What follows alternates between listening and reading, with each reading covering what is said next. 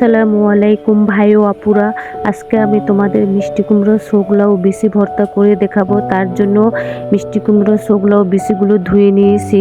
গোটা গোটা পেঁয়াজ রসুন নিয়েছি, 6-7টার মতো শুকনো মরিচ নিয়েছি। এখন মিষ্টি কুমড়ো শোকলাগুলো ভাজি করার জন্য একটি কড়াইতে পরিমাণ মতো তেল দিয়ে গরম হওয়ার পরে ছোকলা ও বিচিগুলো ছেড়ে দিয়েছি।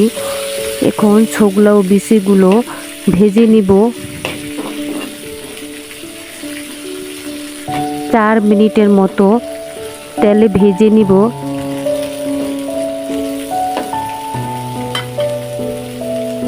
হালকা মিডিয়াম আঁচে ভেজে নিতে হবে। এখন পরিমাণ মতো লবণ দিয়ে দিচ্ছি। লবণ দেওয়ার পরে আমি খুন্তি দিয়ে মিষ্টি কুমড়োর ছোকলা ও বিচিগুলো উল্টিয়ে পাল্টিয়ে লবণ মিশিয়ে দিব।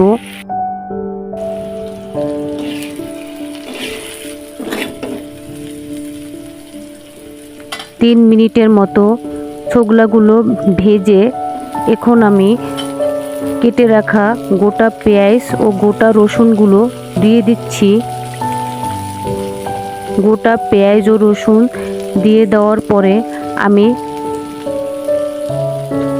আরও 3-4 মিনিট ভেজে নিব।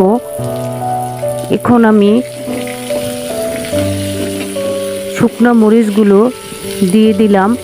শুকনো মরিচগুলো বোটা সহকারে দিয়েছি, কারণ শুকনো মরিচগুলোর ভিতর থেকে শুকনো মরিচের বিচি বের হয়ে যাবে, তার জন্য বোট সহকারে দিয়ে দিয়েছি। যখন ভাজা হবে ভর্তা ভেটে নিব, তখন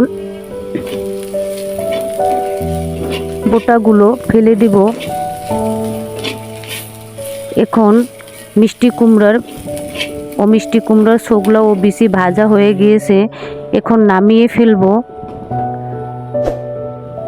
তারপরে ভাজা মিষ্টি কুমড়ার ছোকলা ও বিচি বেটে নিব।